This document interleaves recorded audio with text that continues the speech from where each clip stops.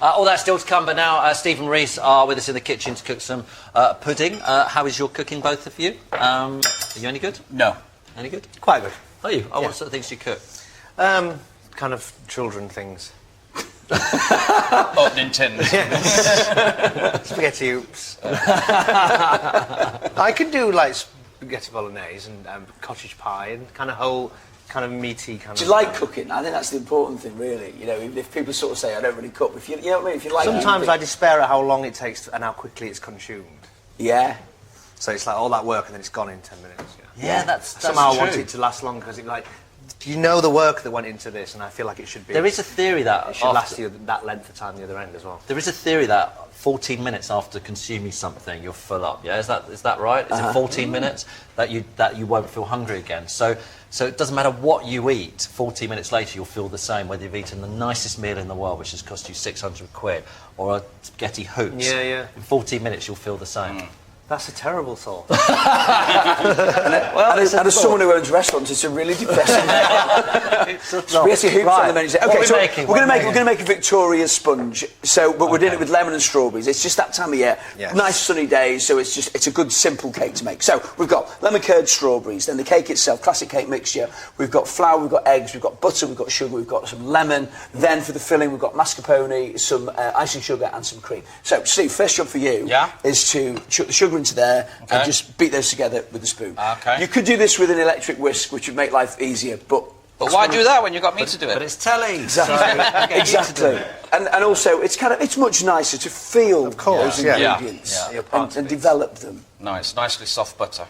Yes, exactly. That's the key to it. Soft Not rock butter. hard, like just out of the fridge. And then crack your 4 eggs in and beat those in as well. While you do that, I'll zest this lemon. Can I ask you about you on Radio 4? You did a ghost hunt type scenario, didn't you? We did, yes. Where you went and stayed in a haunted house, all 4 of you from League of Gentlemen, looking for ghosts. Where did you go? You went to a bar. We went to an old barn in Bristol, called the Ram Inn. Were there ghosts? No, there was the power of the human mind. Did you ever see the Happy Mondays ghost hunting? No, I saw a little bit of it. It's up there with the 1966 World Cup final for TV moments. It is absolutely. I mean, it was one of the great TV moments. It was we were nearly asked to real life Scooby-Doo. It was fantastic. We were asked to do one of those ghost hunting ones, and we got bumped, didn't we? Yeah. By who was it? The Dingles off Emmerdale Farm. Oh no! They chose them over us. Can you believe? So, have you ever? You didn't see a ghost there, no. or we all had to stay in different parts of the barn that were reputedly haunted. There was a bishop's room and a witch's room, and it was just quiet. I mean, it was a very odd place, though, wasn't it? It did feel odd, yeah. There was an atmosphere about it, but I don't know whether that was just us making it feel odd, and it wasn't actually odd at all. Was it just you, or was there a production team there? There was a very skeleton crew of people, and there was us, and there was a medium, and there was some parapsychologists. And did they say that there was anything there on that night? Well, Jeremy was in a room at one point, and the alarm went off. And he jumped up and was quite scared, but I think it was a rat or something that ran out. So I'm fascinated by ghosts because I've never seen one, and I've never seen a ghost or an alien or any of those sort of things. Do you believe in ghosts? I don't want to not believe in ghosts, but I've never seen them. I think it's unfair that they never come to me. Yeah. We had a thing with a medium where she was asking questions and saying yes or no, and there was clicks, weren't there? And we couldn't figure out. Yeah, I was watching that was weird. It was rapping, yeah. And little taps. Clips on what? No, there were little clicks like this. And then so just divide that between the two. That's okay mixed up. So that was our sugar, butter, eggs, flour, and then half in there and half in there. It was like someone was tapping the board. But who? Well, we couldn't see anyone. No, we couldn't see anyone. Oh. It was like that was inexplicable.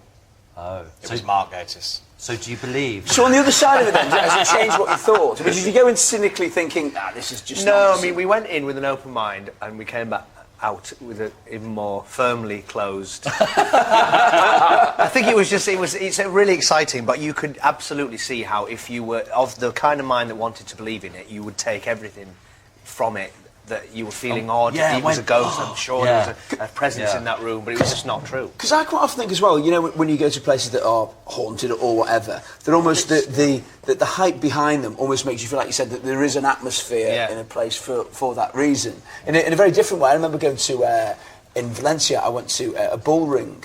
and there was just like a weird kind of feeling. There was this one little bit where the bullfighters go before they go on, and you could almost feel like a bit of tension. Do you know what I mean? Because they go in there, then the next thing might happen, they might get gouged by a bull. Yeah, well, you do get, if you go to any religious places, there's always... absolutely, If you go to the Vatican, it's like, wow. The dread, you feel it. Yeah. It's psychological, though. It's not a real physical thing. It's what you're saying. If you see a ghost, I'll believe in ghosts. Fine. Yeah. But if they don't appear to you, what are you meant to do?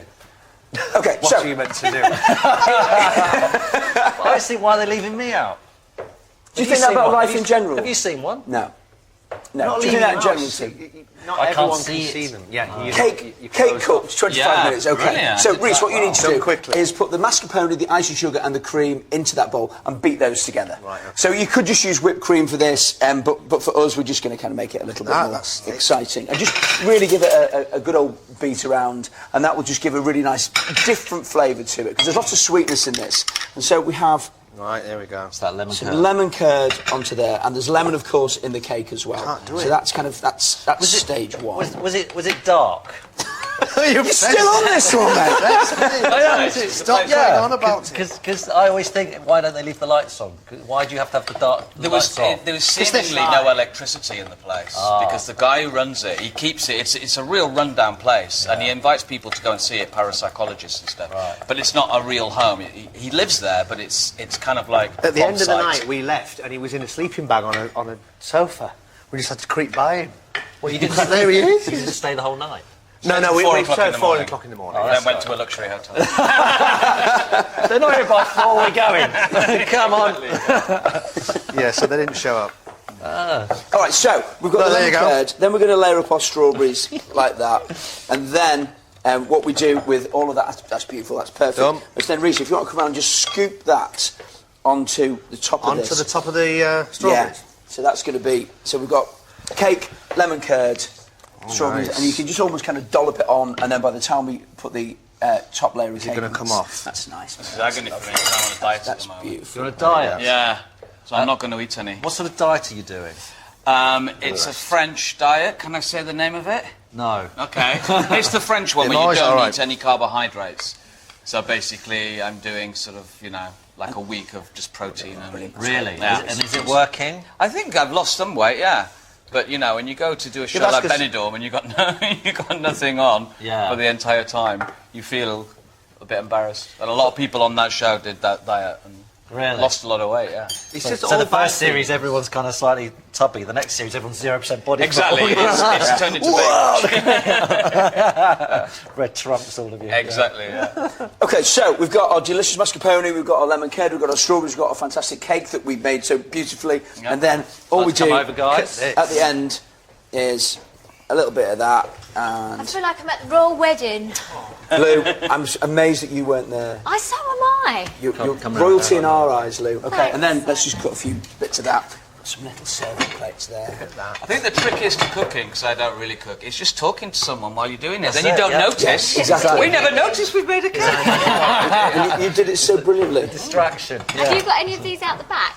Yeah, loads. Yeah, there we go. One. No, you please, you need to try. I'm sorry, I can't eat it. I'll take it off your hand. Thank you. Yeah. Lou, one for you. You'll never turn down cake. I know No, that. I won't. Especially when it's got strawberries in it. Yeah. All right, thank you. For it. Oh, hey. I love Nicest the lemon. cake ever, Stephen. No, you can't tell me. No, you cannot tell me. No, sorry. No, I'm loving your willpower. That is great. Okay. Oh, wow. Coming up, Simon, Gareth and I are cooking the final course of Vietnamese sandwich. Now, though, it's Deja Vu and another chance for you to guess the year these stories were news and this episode of Supergrad first appeared on your screens.